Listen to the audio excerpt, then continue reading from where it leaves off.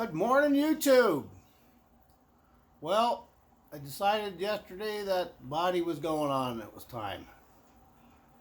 Right, there's very little left that I needed to have the body off to do, or actually I didn't need to have the body off to do. It was easier to do. I'm going to leave the front clip off because I still got all kinds of wiring and work to do up front. But I can actually start mounting the tub and making it look like a Jeep again. But one of the kerfuffles of these fiberglass tubs is the body mounts don't all line up. I don't know why they do it, but they don't.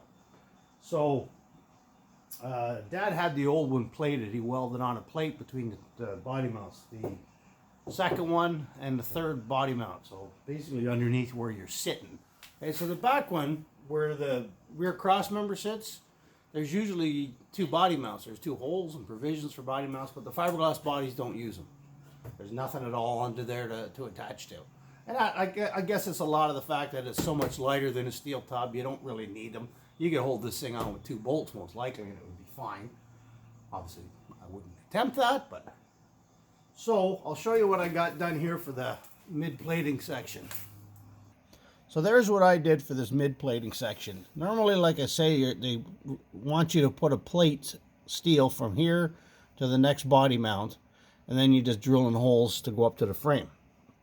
All right, so what I did was I used the regular polyurethane body mounts, and I put this great big chunk of angle iron on here. All right, and you can see where the problem lies. This body mount literally cuts into the corner here, and there's no way to get a bolt in here because this is a big, thick chunk of reinforced fiberglass in this area. So this accomplishes two things for me that I wanted to get done. One, it's going to act as one hell of a rub rail down here, so no rocks are going to damage my frame at all. That's geez, at least 3/16. I don't have my glasses on right now, but I think it might even be quarter. And that's solid construction angle iron. I used 1/2-inch bolts, and the body mounts in there, the regular polyurethane body mount, so that'll have a little bit of flex. Then I'm going to use another body mount that I'm going to set up here. That's going to give me about a 1 1/4-inch body lift. So I did the same thing to all of them. I'm going to mock it up and get a 1 1/4 body lift.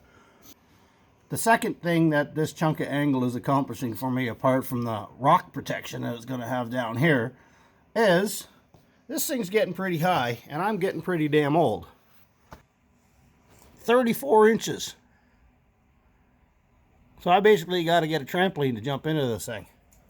So what I'm going to do is I'm going to put a 4-inch chunk of 1/8 plate on the side here, and then I'm going to build a slider that comes off of these out another 4 inches or 5 inches, and then I'm going to put a step on.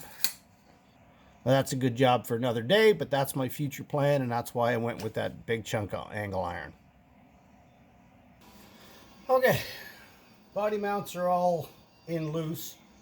Now all I'm doing is truing up the body, and all I'm doing is going to the flat areas, because from this number 2 body mount forward, the frame bends in, so it's pretty hard to get an accurate measurement.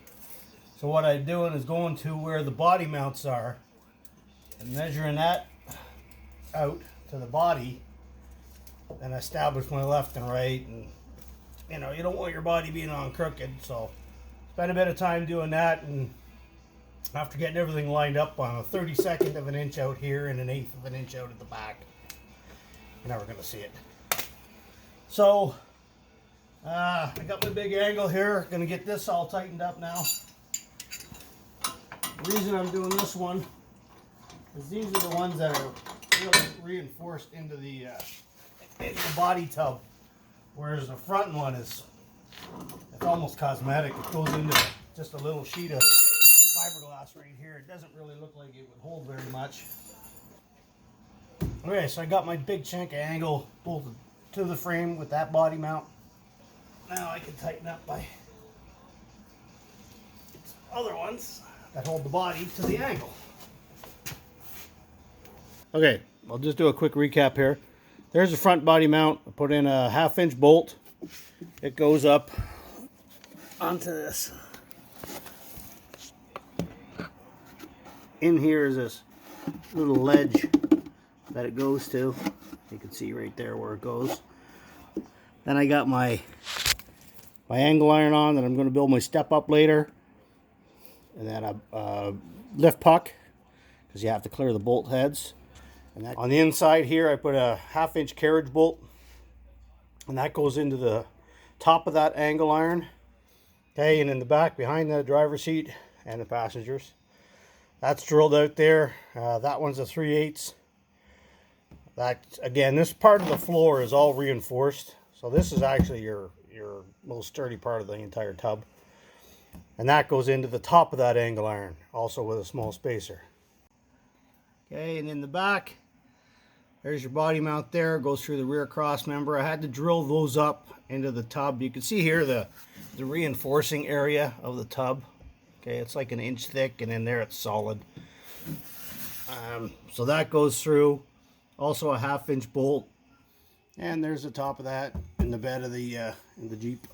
Filthy back here already. Okay, well, the body's all bolted in. Feels good to have that done, let me tell you. Obviously the front grille and the fender still have to go, but I got a lot of rewiring and stuff to do up front yet.